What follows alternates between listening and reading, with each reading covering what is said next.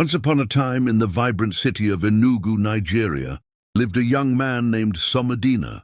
At just 27, he was doing fairly well for himself. A graduate of accounting from UNN, he ran a thriving logistics company that serviced various e-commerce platforms in the East. Somadina drove a used Toyota Corolla, rented a decent two-bedroom apartment, and sent monthly stipends to his widowed mother in the village. To many, he was an example of the modern Igbo youth, hard-working, enterprising, and humble. But beneath the surface, greed festered like an open sore. He had friends, Chuka Jidena and Abuka, who drove Range Rovers, wore designer clothes, and posted pictures from Dubai, London, and Zanzibar. Somadina had begun to ask dangerous questions. What are they doing that I'm not? Why is my own hustle crawling while theirs is flying? The pressure to measure up haunted him, even in sleep. His girlfriend, Adaugo, had started subtly comparing him to others, hinting at a future he couldn't afford. Then one evening, while drinking at an upscale lounge, his childhood friend, Chuka, leaned in and whispered something that would change Somadina's life forever. "There's a way, Somi, a fast way, but it's not for the faint-hearted." That sentence dug itself into Somadina's mind like a nail. He pressed for more, but Chuka only smiled and sipped his Hennessy. "When you're ready to be rich, call me. But remember, it's 7 days of madness, or nothing at all." Somadina laughed nervously, unaware that his soul had just been marked for darkness. Somadina couldn't sleep that night. Chuka's words haunted him like a stubborn ghost. 7 days of madness, or nothing at all.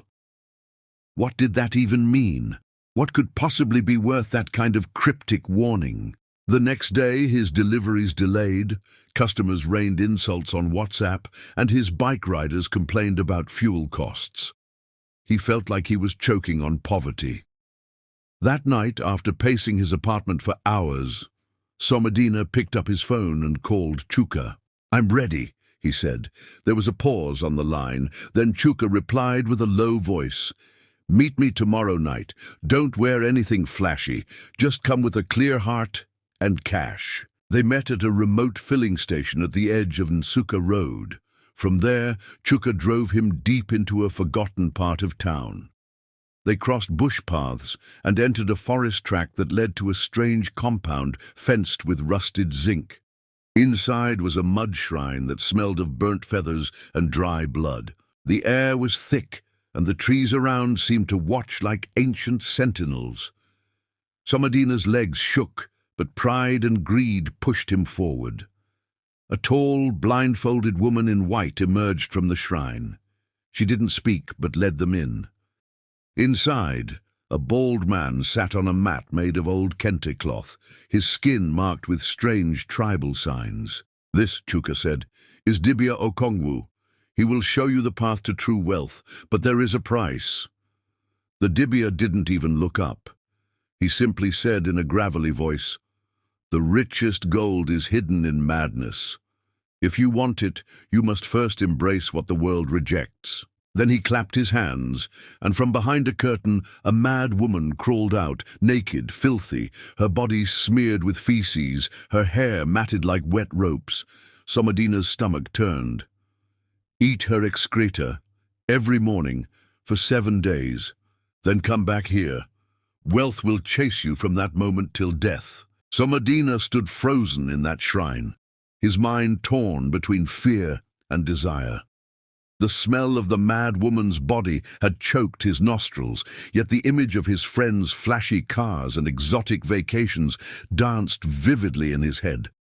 Chuka's voice echoed inside him like a spell, 7 days or nothing. The Dibia, unmoved by his hesitation, simply stood up and turned toward a rusted calabash beside the mad woman. She had just finished defecating into it, thick, steaming, foul beyond words. The Dibia pointed at it and said with terrifying calmness, "If you turn back now, your life will remain average until death. But if you begin this journey, you must complete it. One break, one doubt, and the wrath of madness will cling to you forever." Somadina's hands trembled. He looked at Chuka, hoping he'd say it was a test, a joke. something. But Chuka simply brought out a sealed bottle of water, placed it beside the calabash and said, "Swallow it quick.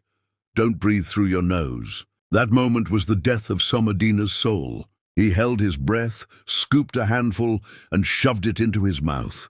He almost fainted from the taste. It was warm and sticky, the bitterness mixed with an unnatural saltiness that made his stomach rebel.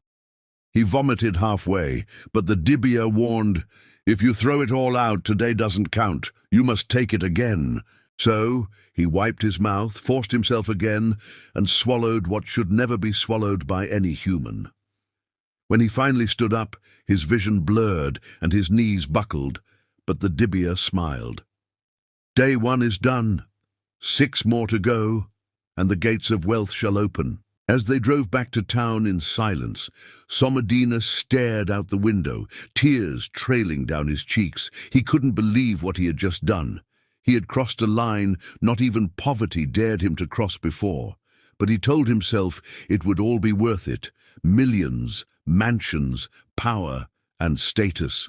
But what he didn't know was that on that same night, someone had seen him enter the compound, a pair of secret eyes in the bush, recording everything. And the clock of justice had just begun to tick. By the time Somodina returned home that night, his entire body felt like it had been dragged through a gutter of shame. No amount of showering could remove the stench, real or imagined, from his skin. He scrubbed himself with antiseptic soap until his knuckles bled, but still the smell clung to him. It wasn't just on his skin, it had entered his soul. His toothbrush snapped under the pressure of his guilt. Vomiting brought no relief. He sat on the bathroom floor, shaking and crying silently. Was this what wealth cost? But his mind kept whispering, "Just 6 more days. You can be free, rich, untouchable." The next morning, as he left for work, his neighbor's dog barked uncontrollably at him. Children walking to school covered their noses. Even his dispatch riders greeted him with subtle frowns. He could swear they were sniffing something foul around him. His girlfriend Adaugo called to check on him, but he cut the call short. How could he talk to her? How could he lie while drowning in this filth?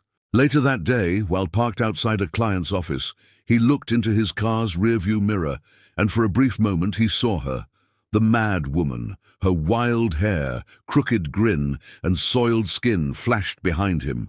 He spun around in terror. Nothing, just an empty back seat. He panted heavily. Was he hallucinating already? Was this part of the madness the dibia warned about? That night he returned for day 2.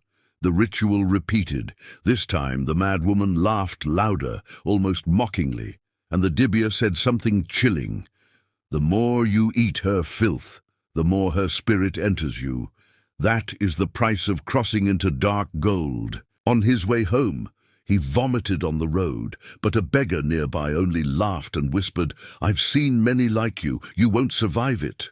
Somodina paused, shocked. What did you say? But the beggar had vanished into thin air. And the shame, it was only just beginning. By the 3rd day, Somodina could barely recognize himself. He avoided his friends, ignored Adaugo's texts, and shut down his business temporarily, telling his staff he was traveling. But in truth, he had become a ghost, a prisoner of shame, and a slave to greed. Each night he returned to that cursed compound, and each morning he swallowed what should never be swallowed. His soul grew darker with every gulp. The dibia never laughed, never smiled. He only watched with those cold, ancient eyes. And the mad woman, she had started whispering things to him, words that made no sense, yet echoed in his dreams. "You think you're the first? You will beg for madness before this ends."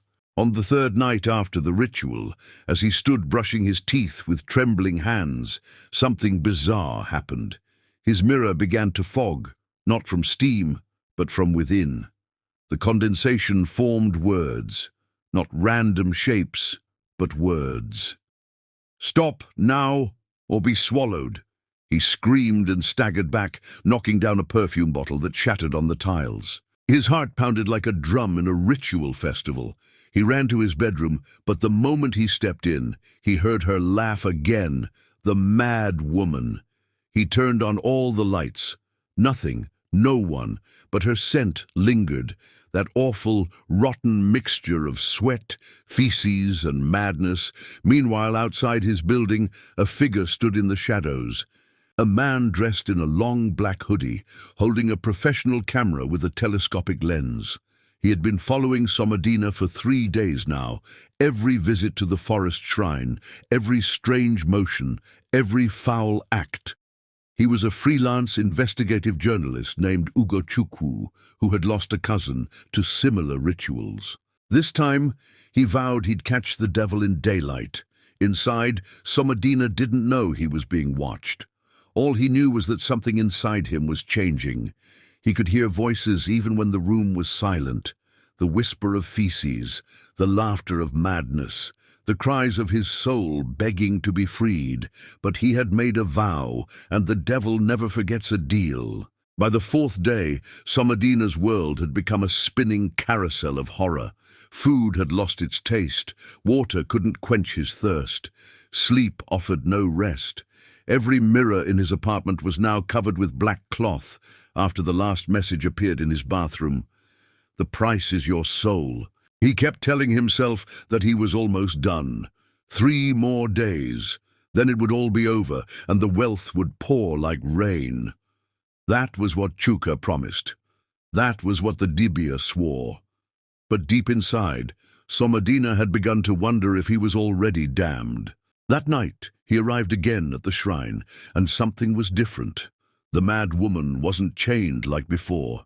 She moved freely now, dancing in slow circles and mumbling strange words to the fire burning in the center. The Dibia's tone had also changed. Her spirit is merging with yours. By the 7th day, your destiny will no longer be yours alone. You will share it with her. Somodina's eyes widened in fear, but he said nothing. He forced the filth down again, gagging, shaking, crying. Far away, hidden in the trees, Ugochukwu adjusted his camera lens. He had captured everything, from the defecation to the consumption. Every disgusting ritual had been recorded, but Ugo was no longer just watching. He had contacted a human rights investigator and a local officer who had once been laughed at for investigating billionaires with dirty secrets. Now they were building a case, but they needed one more piece of evidence. The 7th day. Back in town, Adaugo sat on her bed, scrolling through Somodina's old Instagram posts. Her heart was troubled. The love of her life had vanished emotionally. His eyes in their last video call were sunken, red, and empty. She couldn't explain it, but something evil was hovering around him. Somodina, meanwhile, began to hear the mad woman whisper his name even when she wasn't there. She had entered his dreams. She danced around his bed at night. Sometimes she screamed. Other times she wept. And somewhere deep in Somodina's soul, something began to crack. It began on the 5th morning. Somodina woke up to find 10 missed calls from unknown numbers. His business email had hundreds of unread messages. When he finally opened his WhatsApp, his eyes widened in disbelief. He had received alerts, real alerts, millions, one after the other. Unexplained payments into his company account. Some came from shell companies. Some bore only strange references like gift of the earth or from the realm. A client he had been chasing for months suddenly sent a deposit for a huge logistics contract without signing any agreement. His bank manager called and respectfully addressed him as Sir. An international investor offered him a partnership worth over 300 million naira. The kind of deal that didn't happen without connections and clout. Suddenly, everyone wanted a piece of him. Somodina's heart raced with excitement and confusion. It's working. The ritual, the madness, the filth. It was working. All that he had suffered now seemed worth it. He danced alone in his apartment, laughing and crying. Yes, I made it. I finally made it. But just as he started to bask in his new financial breakthrough, he received a call. No name, no number. just silence. Then a whisper, a familiar one. "Money is not free, Somadina. Have you forgotten my smell?" He dropped the phone and ran to the bathroom, splashing water on his face. When he looked into the mirror, he screamed. Her face, her filthy, twisted face, stared back at him. She licked her lips, and in his reflection, his own tongue mimicked her.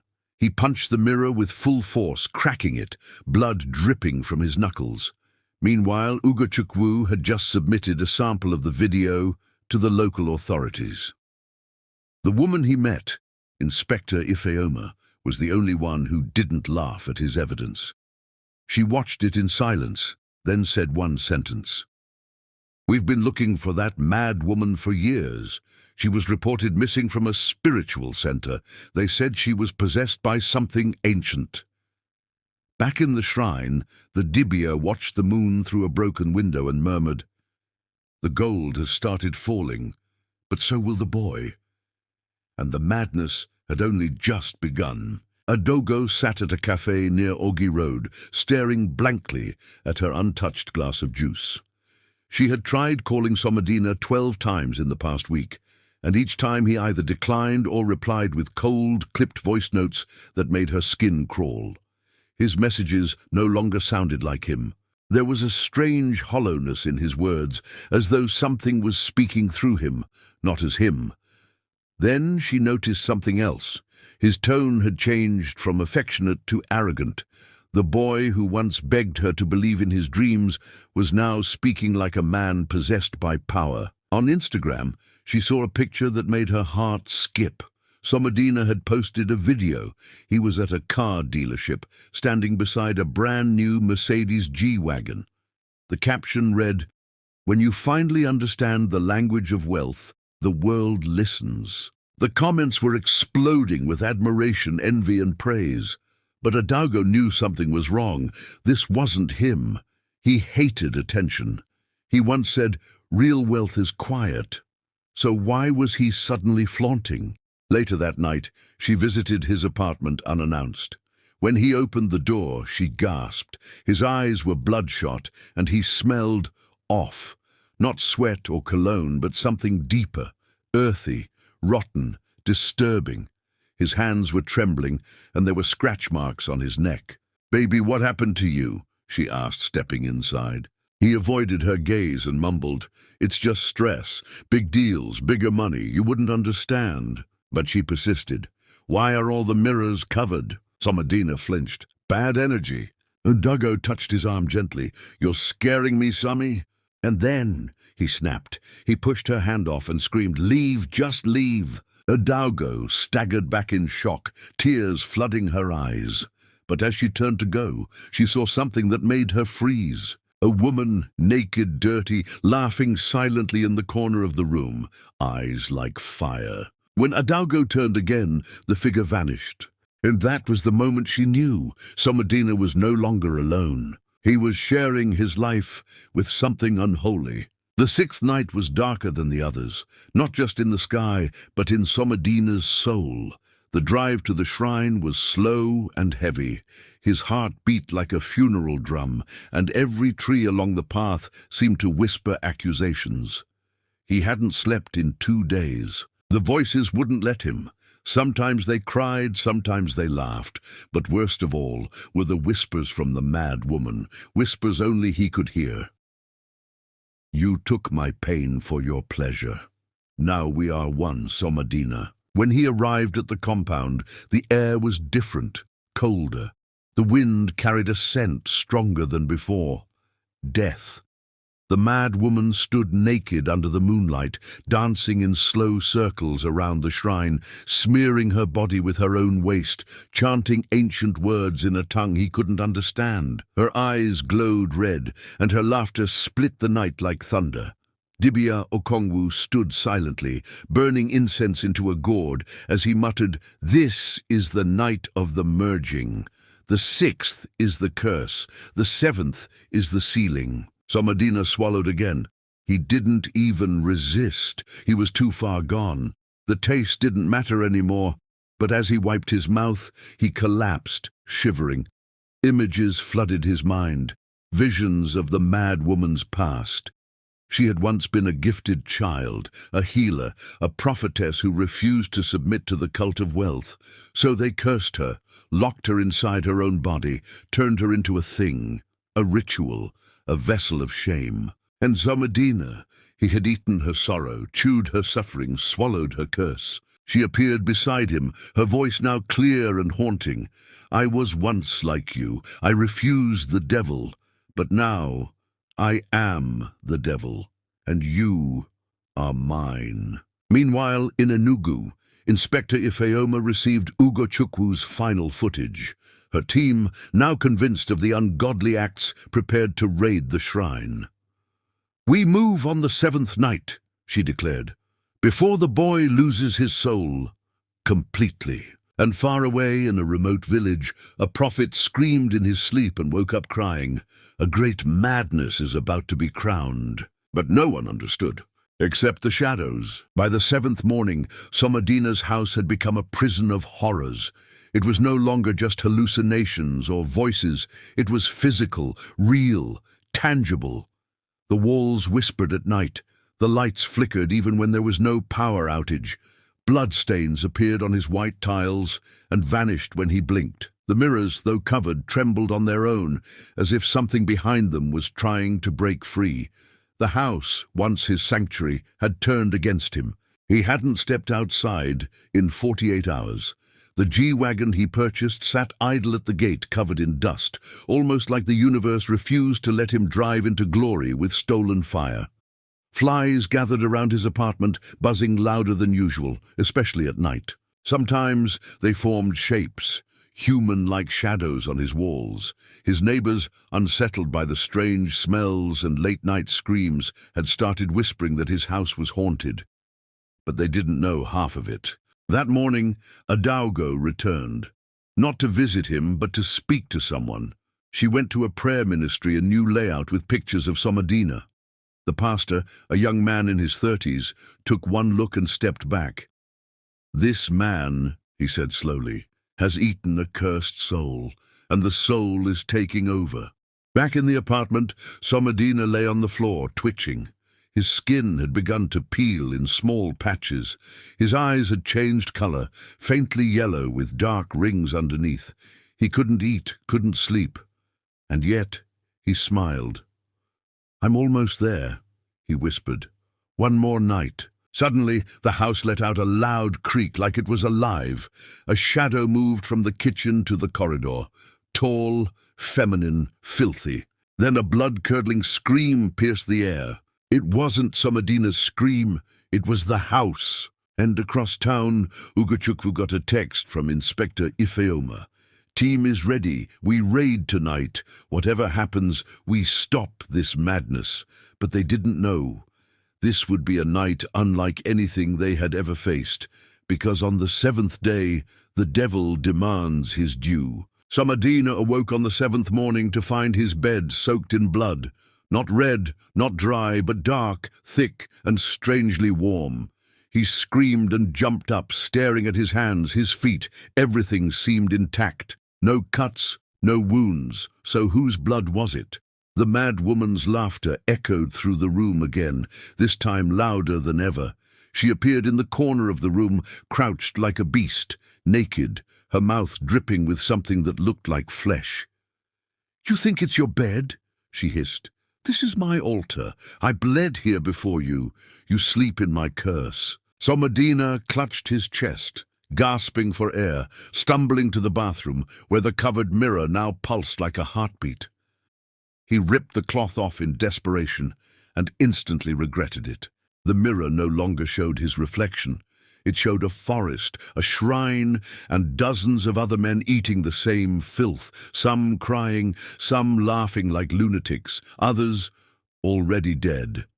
It was like a video reel of horror, a library of the damned, and in the middle of them all stood Dibia Okongwu, unchanged, watching each soul with demonic patience. Somadina slammed the mirror and fell to his knees, weeping. "I just wanted to be rich, that's all. I didn't know it would cost me myself." At that same moment, Inspector Ifeoma and her team were suiting up. Bulletproof vests, hidden cameras, night vision. All ready. Ugochukwu held the memory card with 6 nights of footage and another camera in his hand. "Tonight we end this," he said. Because in the village archives, a dusty book had just been discovered, one that told of an ancient woman cursed to live forever through the shame of men's greed. And her name was Amalu. Ugochukwu had grown up as a regular boy in Nsukka, raised by a single mother. He was just 10 years old when his older cousin Chinedu vanished. One day, he was a poor student. A week later, he was rich beyond measure. And then, gone. Rumors said madness took him. Others whispered of ritual wealth, but no one could ever confirm the truth. When Ugo saw Somadina enter the same forest Chinedu once entered, he knew something was wrong. He left his job at a local radio station and followed his instincts, disguised as a freelance filmmaker. Day after day, he gathered footage, discreet, careful, calculated. He knew if he was caught, he wouldn't survive. But what haunted him most wasn't what Somadina was doing. It was what the mad woman was doing back. In one of the clips, he noticed her staring directly at his camera, even though she was far away. Not at Somadina, at him. How? He froze that frame, zoomed in. Her mouth was moving. He read her lips. "You're next." Now, as he sat in the van with the police task force, sweat poured down his back.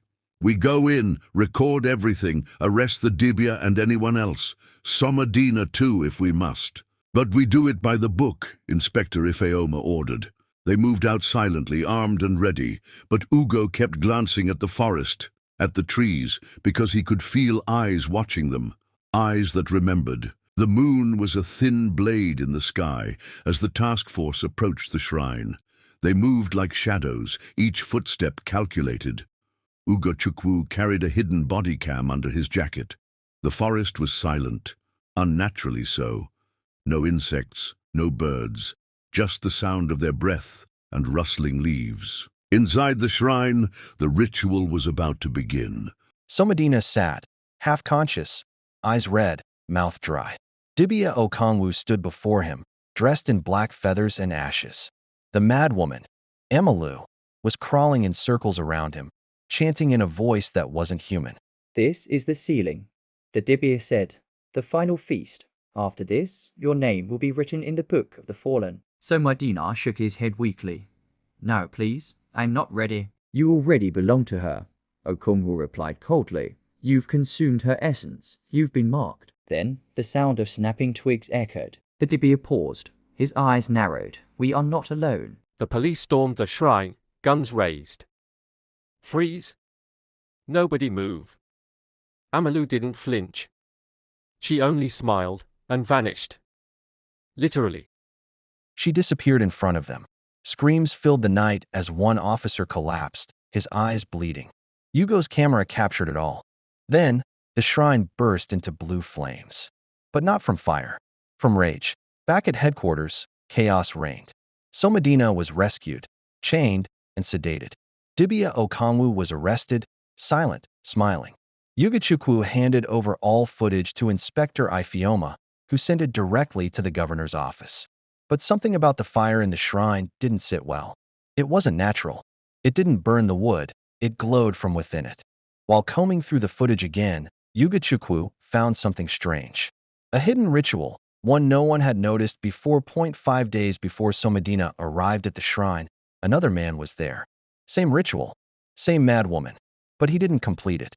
He ran away on the 5th day. The video ended with him screaming, bleeding from his ears. No one ever heard from him again. Who is this man? Ugo asked. We don't know, Ifeoma replied. But we will. Somadina woke up in a holding cell that night. And there, in the small stainless steel toilet bowl, he saw feces. And a voice whispered, "Eat." He screamed for hours. They moved Somadina to a psychiatric hospital. Not because he was insane, but because he wouldn't stop screaming. Every mirror he looked into showed Amalu. Every faucet echoed with her laughter. He began tearing his clothes off, shouting, "She's inside me. I can feel her." Yugachukwu visited him with the governor's approval. He placed a recording device under the hospital bed. That night, it captured a conversation that no one ever expected. Two voices. One was Somadina's. The other? Amalu. Clear. Loud. Cursed. You betrayed me, Somadina. You used me. Now, I will use you. Please. I'm sorry. I just wanted to be rich. Then die rich. And mad. When they replayed the tape the next morning, the audio technician ran out and refused to come back. Meanwhile, the village where the original curse began reported something strange. All newborn children in the past 3 days had been crying nonstop, night and day. The chief priest of that village visited Enugu that day. He brought with him the truth. The old priest was blind, but when he entered the police station, he pointed straight at Yugachukwu. You have seen her, he said. Yugo nodded, frozen. She is not just a mad woman, the priest continued. She is a gatekeeper. She was sacrificed long ago by greedy men, and now her spirit waits for those who want wealth without sweat. She gives it, but she takes everything else. Inspector Ifeoma was silent. Then a junior officer burst in. Madam, the Dibia has vanished. They rushed to the cell. Empty. No broken lock. No signs of escape. Just a single word written on the wall, in feces. Return. That night, a video was sent to every major media house in Nigeria. A grainy clip of Dibia Okonwu, standing in a cave, speaking calmly. You arrested me. You exposed the path. But the hunger will never end. More Somadinas are coming. Greed is a river, and you cannot arrest a river. Then the screen turned black and showed faces, dozens of men, men in power, politicians, CEOs, pastors, all eating, the same ritual, the same madness. The public went wild. Protests, panic, conspiracy theories. Somadina was now referred to as the billionaire of madness. He no longer spoke, just sat, rocked back and forth. Amalu had fully taken over. They called in exorcists, pastors, even babalawos. Nothing worked. But one day, he wrote something on the wall of his cell, using his blood. Tell the world, there is no shortcut without sacrifice. Greed is a god, and gods always collect. Yugachukwu was kidnapped that week by men in suits. They dragged him into a dark room and pointed a gun at his head. Delete the footage, they said, or disappear like others. He looked them dead in the eyes and smiled. I already shared it. 10 minutes later, the entire footage went live across all platforms, including the hidden ritual, including the ministers, including the faces. Nigeria trembled. The government had no choice. Arrests were made. Secret shrines uncovered. A national broadcast was held. And in it, Somadina was wheeled out, strapped, eyes empty. The president himself declared, let this be a warning to all. No wealth without labor is clean. If you eat from the devil's pot, you must swallow the fire. Yugachukwu received international awards, but he never smiled again, because every night, he still dreams of her, of Amalu, and somewhere in another forest, another man is being offered a deal. 7 days, 7 spoonfuls, 7 gates of no return. Thank you for watching this video. Please, if you like my video, kindly like and subscribe to my YouTube channel for more interesting stories and life experience. Thanks and God bless. Love you all.